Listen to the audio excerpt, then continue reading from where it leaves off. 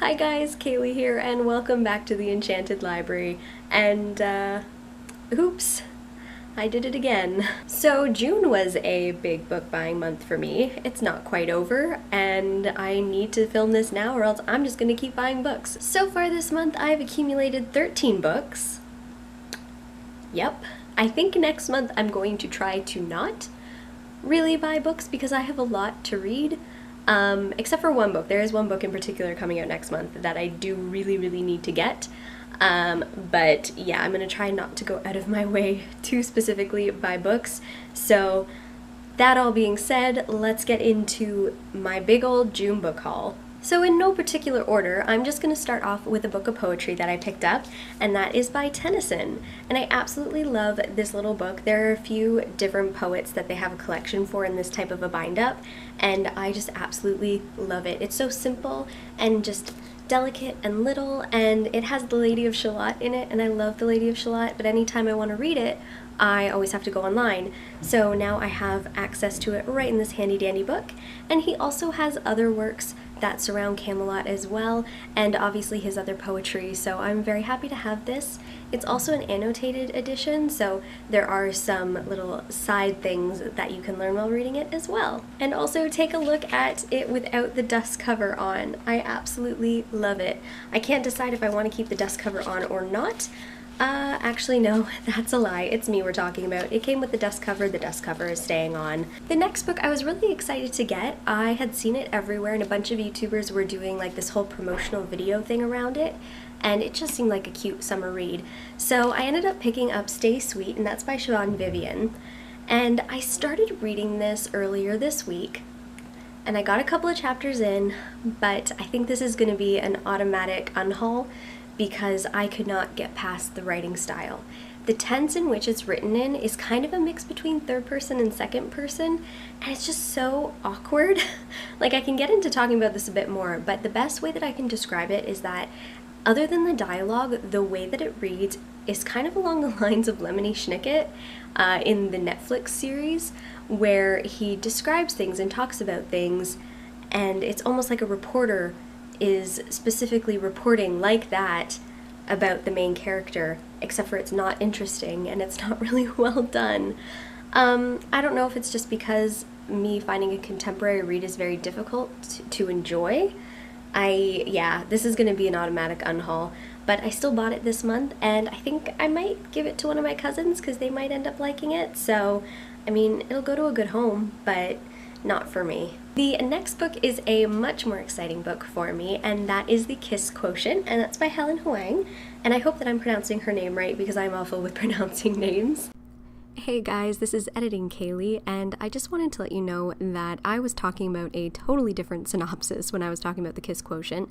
It's another book that I really want to read, but to let you know, the book that I'm holding, it's actually about a woman who is 30 years old, and she has Asperger's, and she makes sense of her life using math and logic, and she's not really good at the whole intimacy and relationship thing, so she figures the best way to do that is by hiring a professional.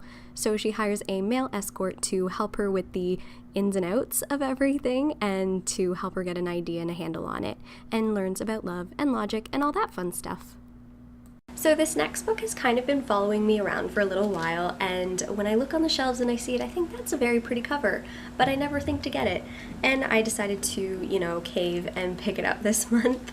And that is The Waking Land by Callie Bates. So this is the first book in a series, and I kind of want to go into this as blind as possible, but basically it follows a girl who was raised by a king, and that's not her biological father, but she ends up being raised by him, and then he ends up dying.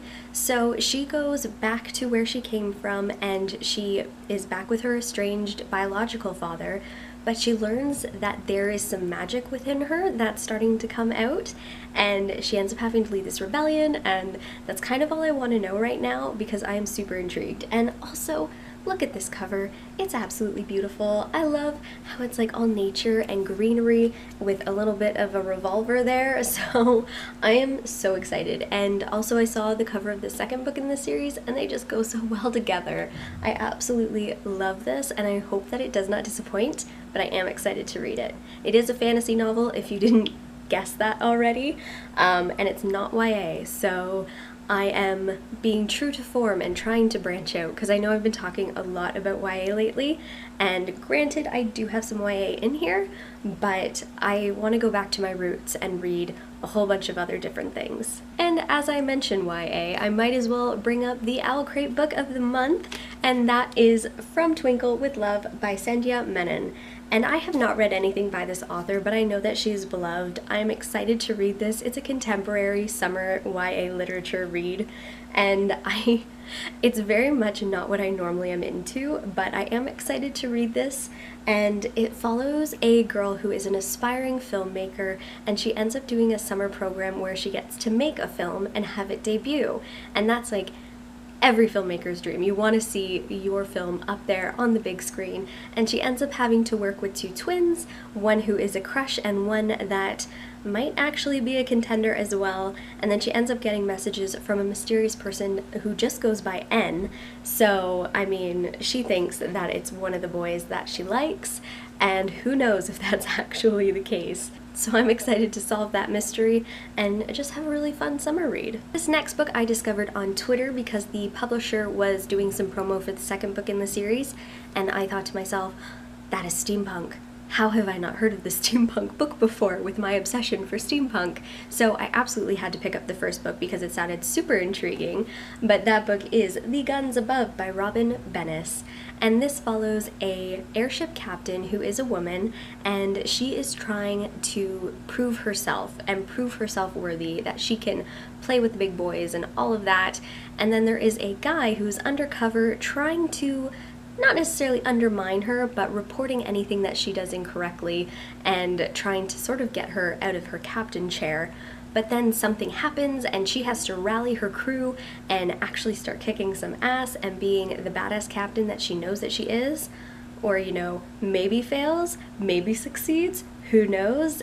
Also, love interest. So I am so on board for this book and I cannot wait to read it. The next three books that I have here that I'm going to mention are actually for a series that I want to film on here coming up, but I'm not going to get too much into it.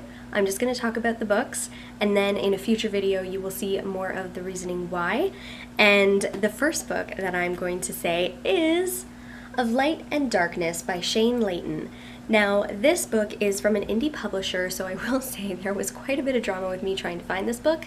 There is something very specific in this story that I needed for the series that I'm making, and it was very hard to find. So I'm happy that I have it. It is basically like modern fairy tales based in the Czech Republic, and it just sounds really fun to me, and I cannot wait to read it and to tell you guys more about it. And the next two I'm going to put together because it is part 1 and part 2 of The Three Musketeers by Alexandre Dumas.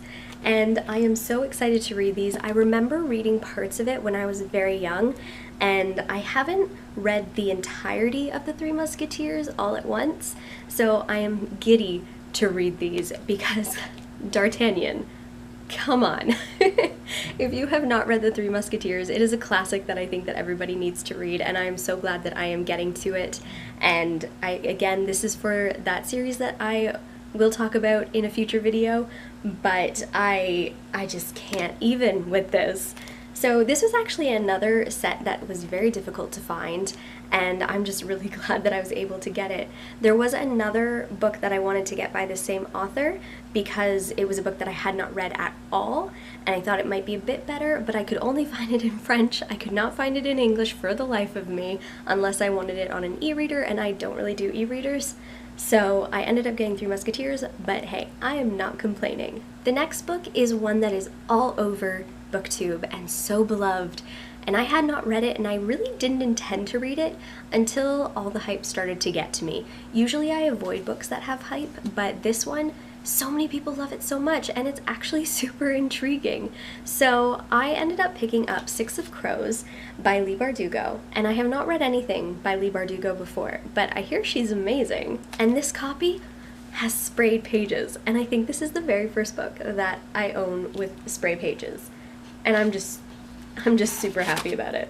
I did want to ask, because most of you have probably read this book, so I'm not really going to get into it very much, but there is a prequel series to this, I believe, about the Grishaverse, And it just came to my attention that I should probably read that before I read this.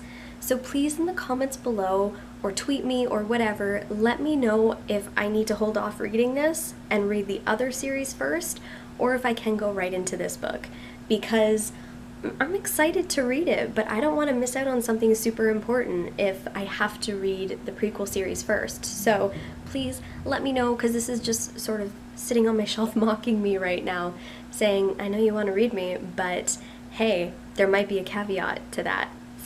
So please let me know, because I want to learn about Kaz. Like, I mean, everybody seems to talk about Kaz, and I want to know about him. Like, please, I want to read this. And the next book is the sequel to Caraval, which I read last month, and it is Legendary by Stephanie Garber. So while Caraval had followed Scarlett's story, this follows her sister Donatella's story following the events of Caraval. And basically she's thrusting herself back into the game, and I'm very excited to read this because Caraval was so mind-bendy. Like, you go into Caraval and the whole premise is nothing is real, like that's not true, nothing is true.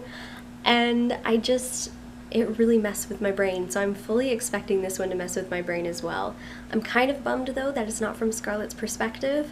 I don't necessarily like it all the time when series change perspective at each book, but I mean, I'm still excited for the story. I still want to know what's going on with Legend, and I'm excited to read it. The next book has been on my TBR for a while, and that is Night Film by Marisha Pessl, and as you can see right here, I got it on sale.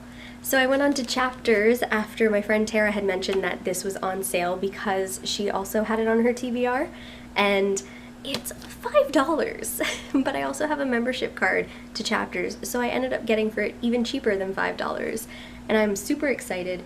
And I don't know what kind of paper they make this book out of, or whatever, but it is heavy. It's not that long of a book, but this is a heavy book compared to Legendary, which is thicker but is light as a feather. So I don't know how they made this so, I don't know, maybe it's just really, really good quality, but even look at those end pages. Oh, I'm so excited for a new thriller. I love a good thriller, so I am so game for this. It's basically following the crime after a woman is murdered, and it seems to follow along the lines of a filmmaker that this land knows of. So, I mean, I'm excited to see what's going on with that and to solve the mystery and to maybe have a bit of scary time. I have heard tons of great things about this book, and I'm just so excited to read it. Again, I say that about every book, but it's true. I mean, I wouldn't pick up these books if I wasn't excited about it, but I guess I just feel like I have to keep reminding you. And the last book that I picked up in June is, again, one that I am super excited about, and I am so scared to start reading because it means it's the beginning of the end, and I absolutely loved the first book, but that is Gemina by Amy Kaufman and J. Kristoff.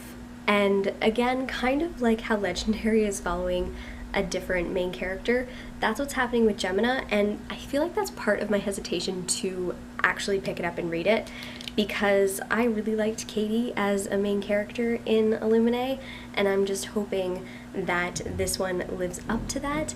But then also, as soon as I read this, there's only one book left, and I'm gonna be really sad when this series is over, because Illuminae just blew my mind with how creative it was and how well done the plot was and how many twists and turns there were.